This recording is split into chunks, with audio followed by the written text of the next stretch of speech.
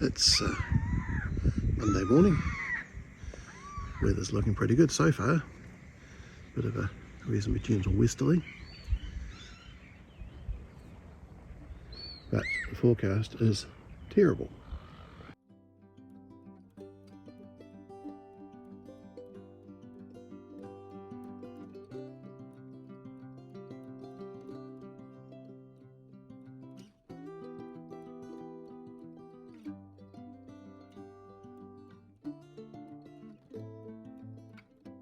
Just going to check the boat because of the bad forecast, and I'm sure she's fine, but it seems sensible to me.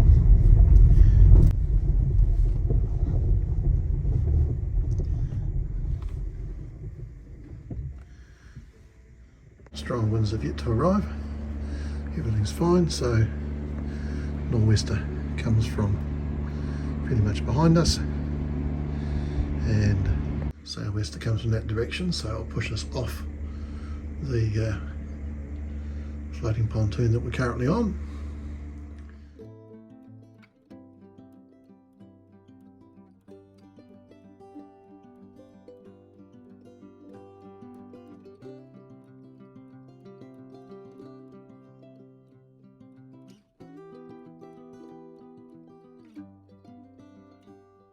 Well, so far, despite all the forecasts and warnings, we've just had a few skiffs of rain. Not much wind, although it's pretty dark over that way.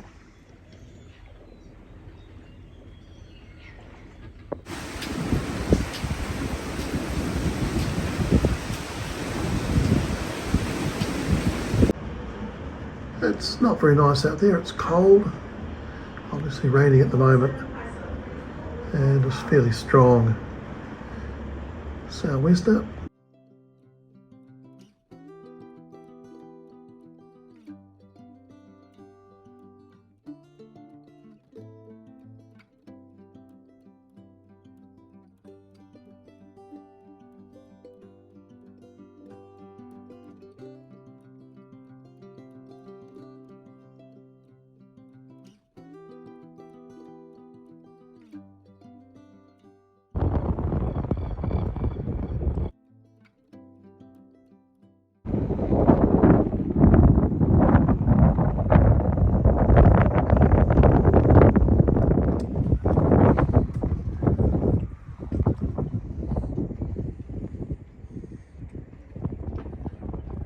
It was a bit windy outside to talk.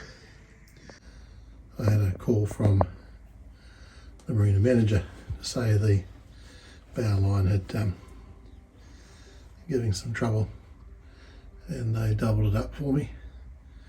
I've been working all day, so got down here. All seems good at the moment, but I'll stay through the next squall or so and just keep an eye on things.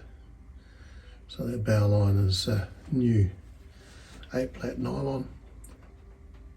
So we're having big squalls through. In fact, I heard thunder from down there just about 3 minutes ago, and I think it's about to start raining again. Looking fairly black down south now.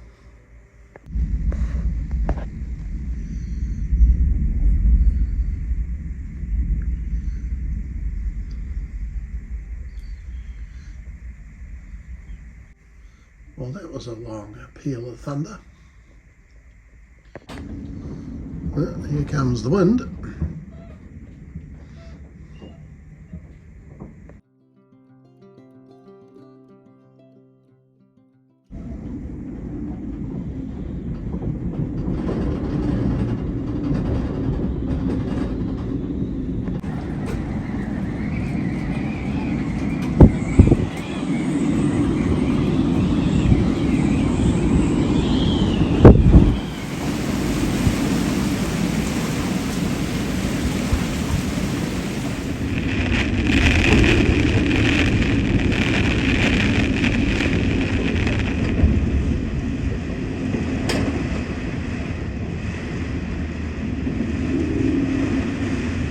Well, that squall's mostly gone through. A little patch of blue sky up there. Just Saw a flash of lightning that way.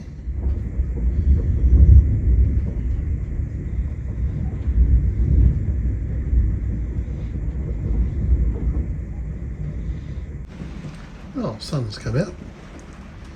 I might actually go and put an extra line on the bow, as it really is very windy out there, and she has a pretty good windage and not protected in the bow by the boat beside us.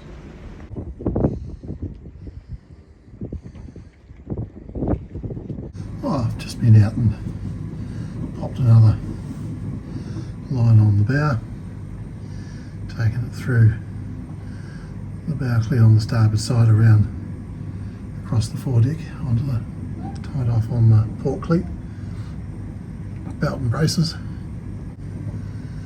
Wind's down, sun's out. Matthew's just had a huge hailstorm in Auckland, so it's still coming our way. I've decided to spend the night on the boat just to be sure.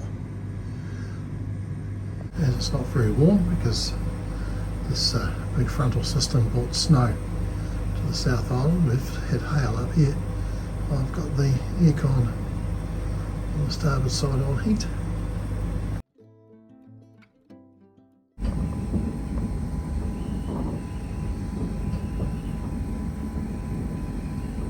We still have some strong squalls coming through. I'm rewatching June, and we have rain and wind again.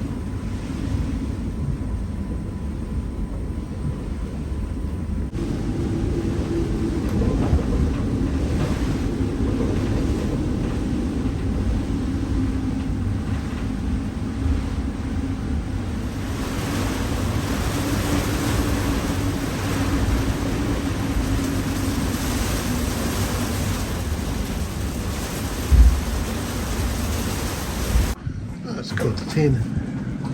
Still some wind around, but not too bad. And haven't had any good squalls for a while.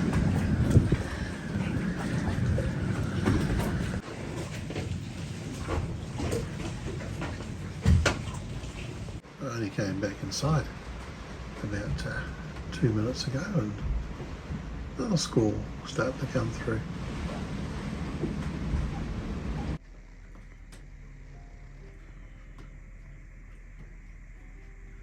Well, it was a quiet night and obviously a calm morning.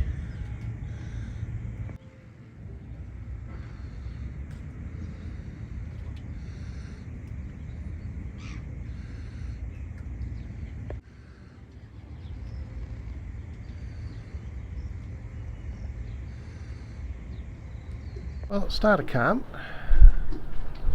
Looks like the next squall is almost here. I think I'll wait for the next squall to come through. Oh, there she is, looking fairly black with rain. Oh, it's nothing like yesterday, but still unpleasant out there.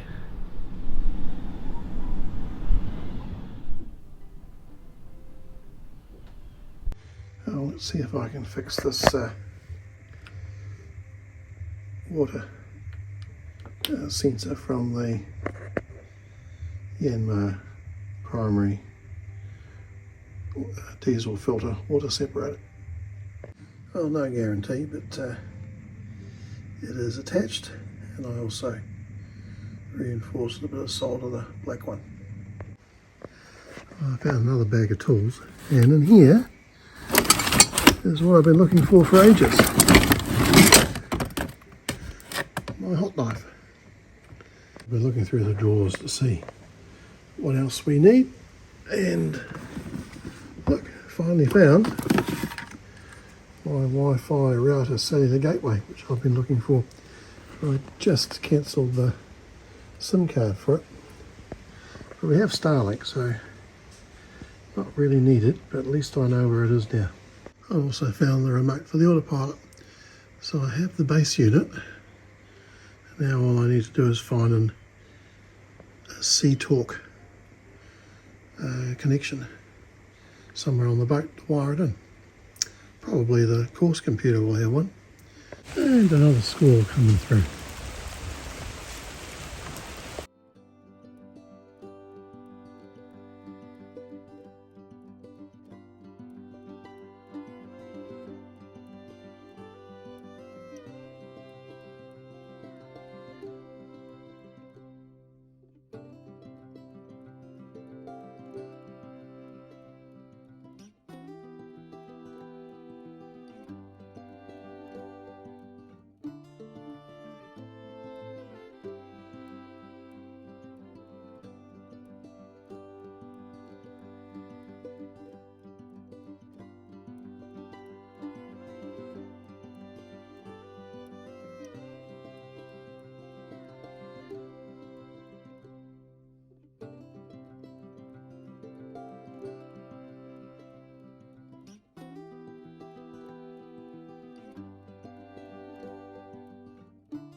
Right, swallowing more stuff into the boat. So what have we got? Rivets, stainless staples, riveter, pry bars, picks. That lot will probably go down where the current lot is, mostly electronics. And there, some extra chain markers.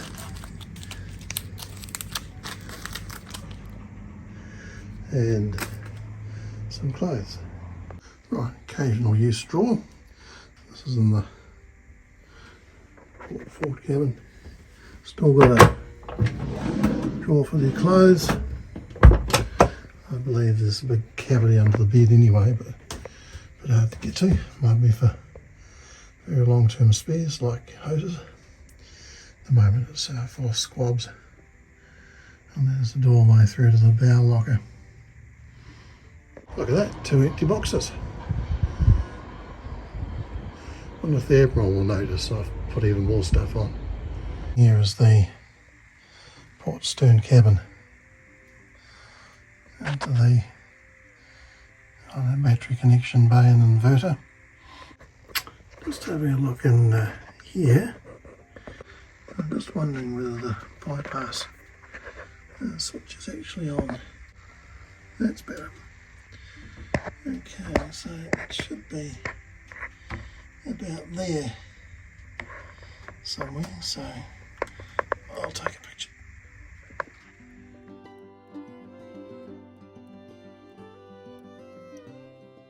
Oh, I'm just checking the manual. Manuals are all stowed in here under the chart table. I have electronic versions, but easier to read the paper one. So that's the remote controller. That's the charger for the emergency 12-volt battery. We need the inverter. So it's not where it should be. Let's find it.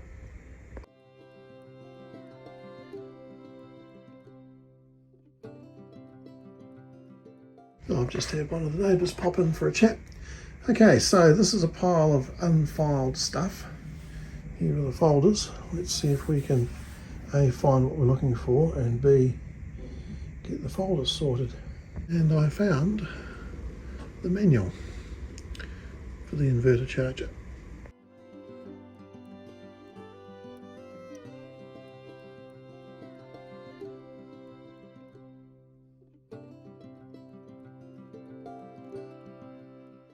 Right, panel's back up. I think it's time for lunch.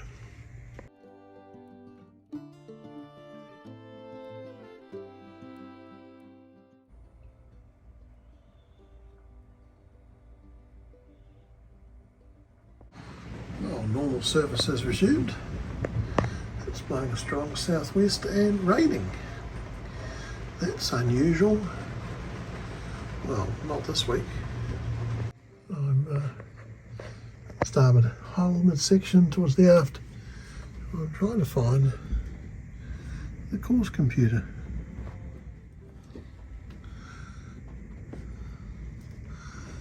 So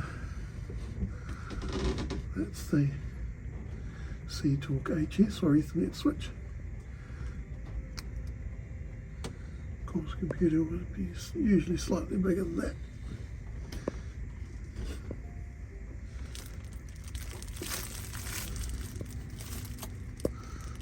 the drive for the autopilot. And way up there is the multifunction display.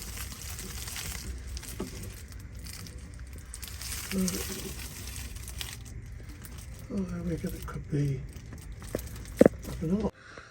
What about up in this panel? Let's have a look. Oh, I've dropped the panel down, so it's the two electric switches.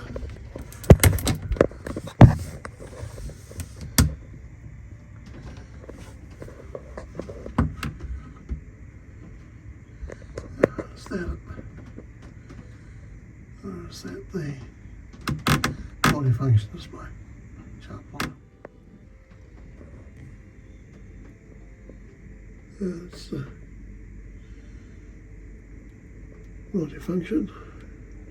Probably means easy to get in the back to change the SIM card from here. Good view of the two sheep winches though. Well, I have a number of Navionics cards from old chart plotters, so let's try and guess which is the newest. Rather than try to get at the back of the big one up in the helm, the 12-inch one, let's have a look at the 7-inch one on the nav station. Right, so under this rubber cover is the card slot.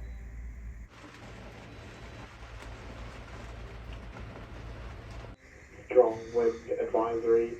Alpha 67 for the area from Breamhead to Cape Colville. Northwest 25 knots, gusting 35 knots. Using below advisory criteria this evening. Message in the Coast Guard radio out. I fired up the Surface Pro, so the micro SD card in here is a Navionics one. We'll just toot it off and look upon it as a lost cause, I think. At least we know that card has some old charts on it. Okay, 6:15, time to go home. It may not be too much longer and we'll actually be able to see the sunsets again. It's 9:45 on Saturday. Forecast no good, so not out in the boat, but just another rain shower. Very high tide again, so pretty much flat going onto the pier. Well, it doesn't look too bad that way, but of course this way is where the rain's coming from.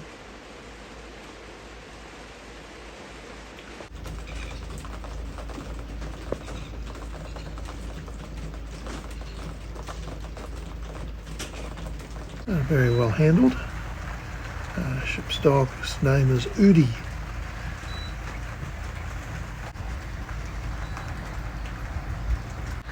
Oh, very nice. We'll see him back a bit later on. I presume he's going down here to the refuelling, which is where that red sign on white background is at Port Nikau. It's temporarily turned into a nice day again. I hesitate to say permanently. I've put my new bow line on. That swelling it has is an internal elastic arrangement, so that should be an improvement.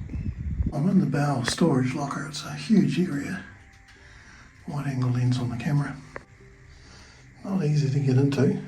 Deck's well above my head. That is a big reach. Apparently in some of the charter versions this had a toilet in it for the quote skipper. The same area on the other side had a bed. Obviously don't value the comfort of their skippers much. Right, so you can see a ton of room. Trouble is trying to make it useful. I'm wondering about a rail across up here that I can tie the tail of fenders onto, and maybe other ropes to make them easy to get out. Reaching the ladder will be a lot easier with a bit of a false floor or a step. That's a big stretch. I didn't point out, but that's the bow crash bulkhead there. It's not somewhere you want to be going into frequently. I wonder whether a ladder to get up into Electronics Bay would fit in here. So maximum length would be 2.3 metres here. 2 would be fine, less would be alright. We'll go and have a think. Well, it's nice here, but it's a bit grey over there, so I imagine we'll be getting a shower at some stage. I'll pop my life jacket in there so it's close at hand, and might as well pop some tethers in as well. AGM batteries are under that false floor. Oh, this is under the aft seat at the saloon table. Here's the standard breaker and battery panel. So what have we got? Can't read upside down. It's the anchor winch, davit winch, master battery disconnect, and then the breakers for the sheet winches up on the cabin top. That's them from the top. Then in here, that's the DC to DC charger for the emergency batteries, breakers, and emergency battery switch. So the one with the yellow knobs controlled by the main switch panel. It looks like a contactor because that's on,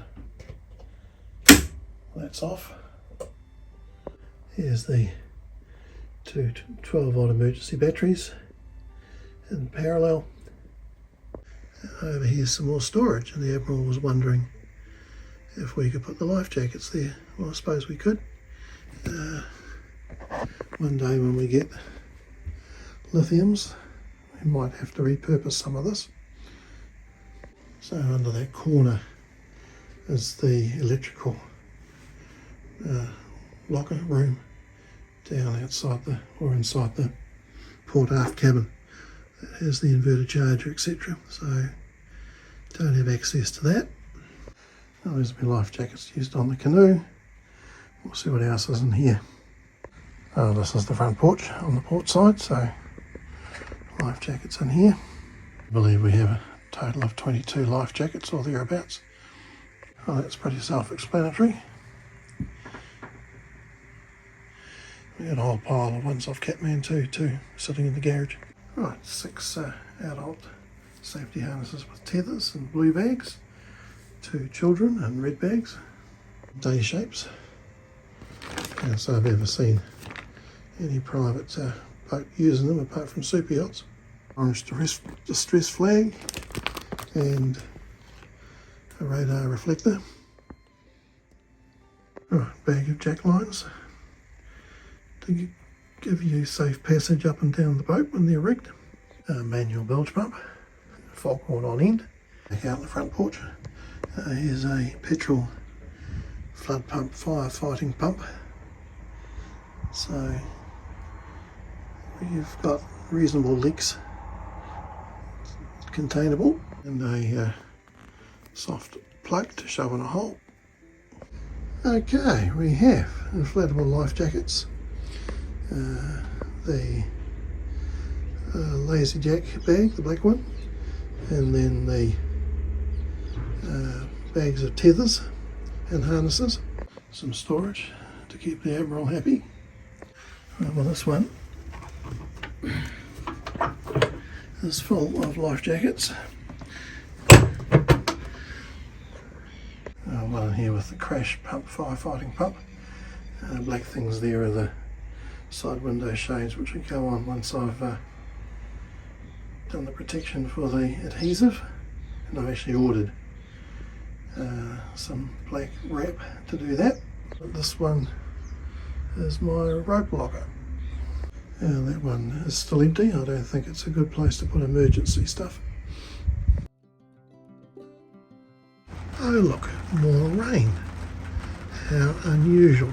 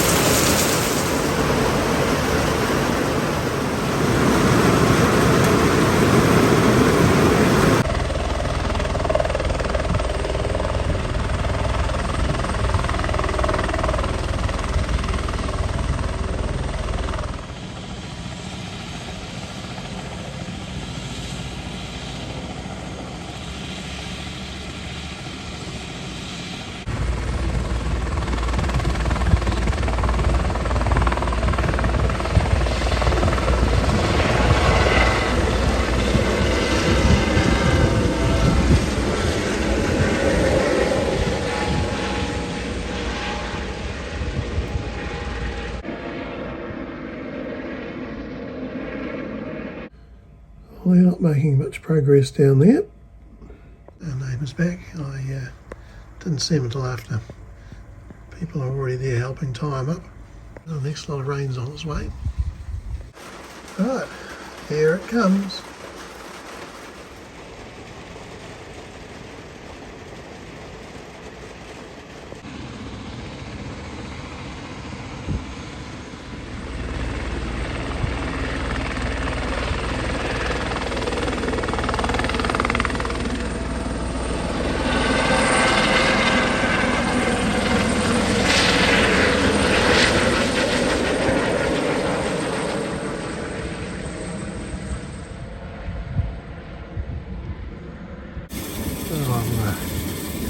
Filling the tanks. I've been using water with WAKAWAKA because it's pretty easy to top up here.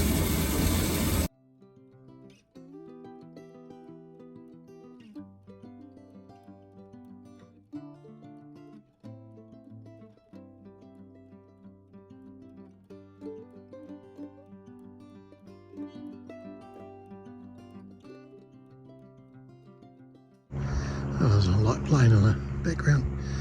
So look at the huge amount of weed. So they've finally decided this is not normal. Well, we could have told them that. And in fact, we did. It's a biplane.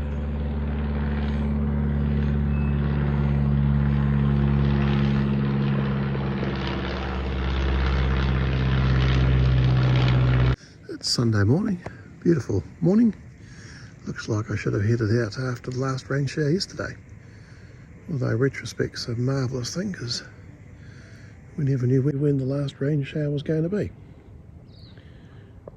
Well, I've been shopping. Still a beautiful day.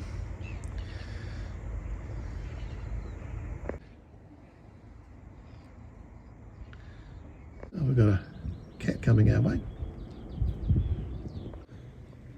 And cruising monohull coming past as well. Look, here's a launch doing easy 5 knots. He's doing more. No, oh, of course he's doing more. And, you know, no wake. Yes, he's got a wake. The search for a original SeaTalk RS232, I think, protocol connection continues. His suggestion it is in the electronics bay, which is in behind here, accessed from the starboard hull ceiling, hence the ladder. So let's go and have a look. Alright, once again, close this. Oh, I'll let the catch go.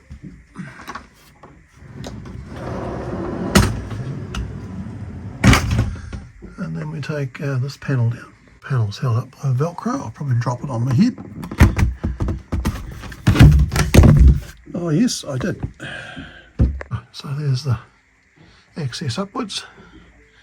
I'll pull this one out. And this one, and look what I found. That looks suspiciously like the bits for the top of the aircon pump.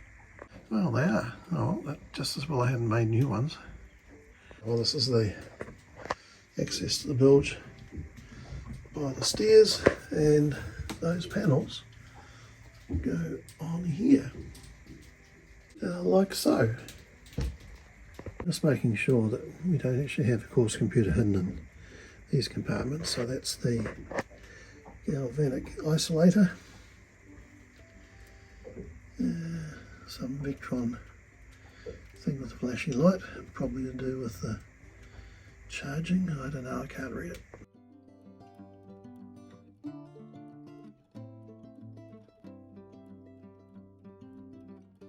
Oh, here are the missing covers. Not sure we'll get the top one on, but might get the one of them in. That panel's been changed quite a lot, I think, for the bilge pumps. Oh, here's the back of the fridge, which was replaced last year. Oh, well, I'm up inside the compartment, and there is actually the course computer where somebody in a Leopard forum or Facebook page told me it would be. It was hidden behind this aircon duct, and that I think's the unit that turns the analog sensors like the paddle wheel into SeaTalk NG.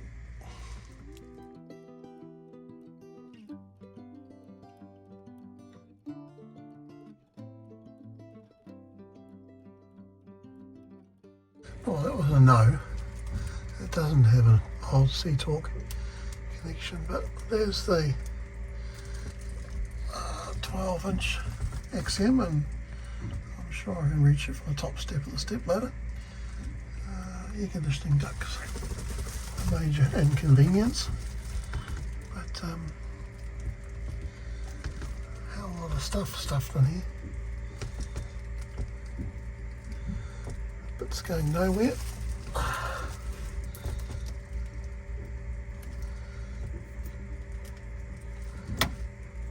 think that's off the EMR displays.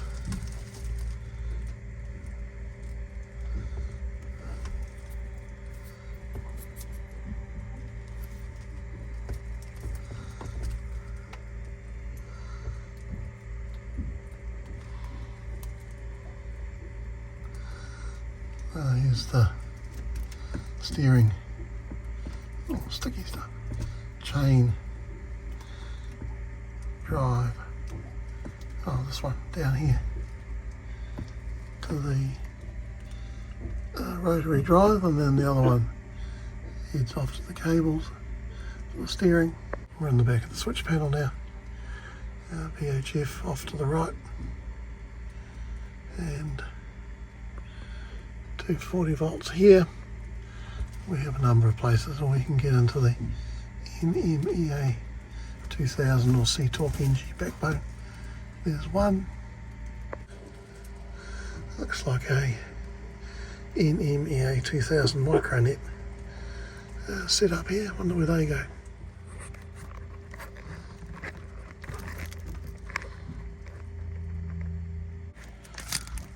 There's bus bars here. Something's got hot at some stage. Oh, there's a much easier to access SeaTalk NG backbone. These are LED dimmers. Not quite sure what they are. I better retrieve my light and screwdriver.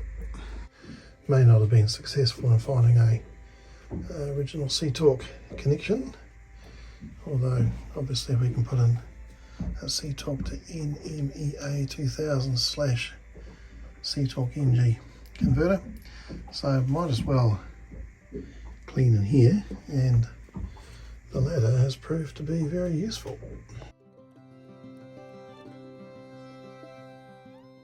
Well, this has always irked me with the untidiness. Still not impressed with that loose fuse there, but looks better with the covers back on. And even here is looking a bit cleaner. An awful lot of dust around. I see I'm here with my bucket of soapy water. Let's have a look at this corner here. Well, I think that's looking better. Oh, the up from the end on this side of the pier is just leaving. See the tide taking it sideways.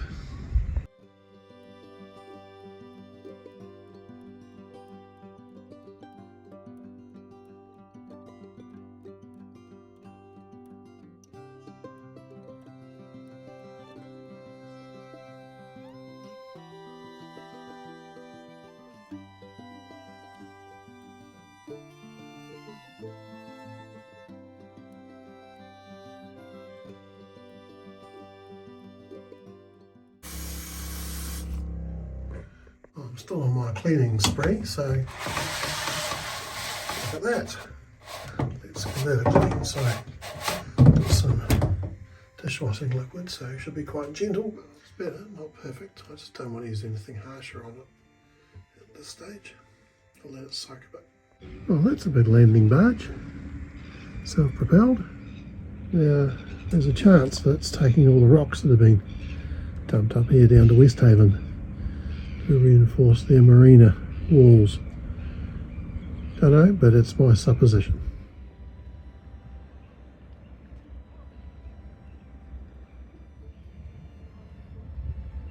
The Callum brothers. Oh, it's the pilot boat.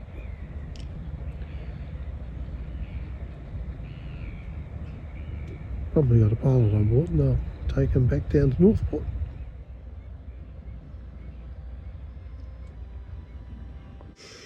Okay, let's see if we can get the chain counter working. I suspect a loose connection, but we'll have a look. Well, here's the chain locker, so I'm lying on top of the spinnaker and we're looking through to the blue water tank in the other locker. That's the end of my carbon fibre boat hook. Okay, so that I believe is the sensor for the chain counter. So there's a magnet on the capstan. Here's the wiring running here, doing a loop, carrying on here, and then across here. Well, here's the Muir winch. It's a 10mm chain, exactly the same as what we had in Catman 2, not the original. It's been swapped out. That was a quick winch. These are much better New Zealand made ones. So the gearbox connects onto here. Unfortunately, this one doesn't have a capstan. Oh, well, I'm not sure how much chain we've got. I believe 50 metres. And there is a nylon 8-plate rod as well. It's not easy. I'm lying head down on top of the spinnaker. And here's a connection here. I'll check that. Well, seems to be alright. Sometimes just undoing and doing them up improves things. And it disappears with that big bundle of wires through there. Always finding interesting things. That looks like a burley bomb container.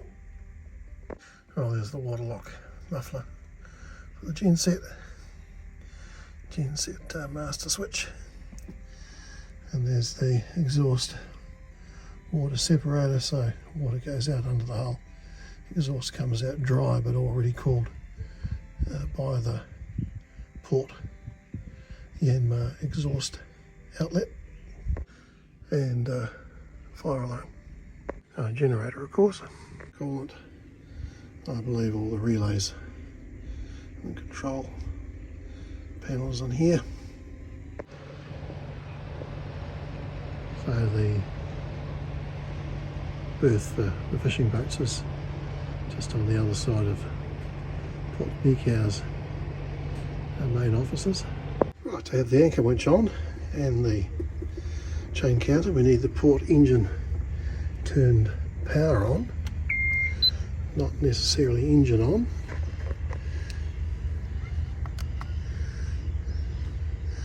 Okay, so sensor tuning has been the problem.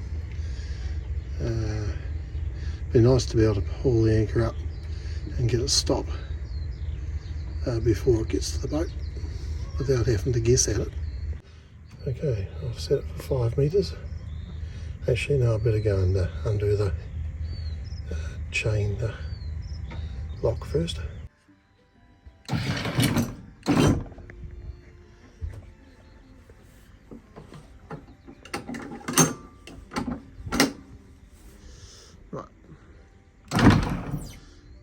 Right, now we might need a new sensor.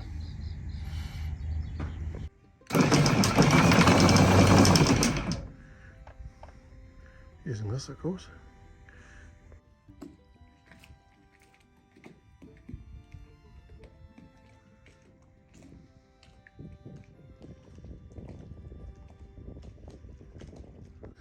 Well, it's actually been a very nice day. Trouble is hard to know ahead of time what exactly the day is going to be like. Certainly this week. Anyway, time for home.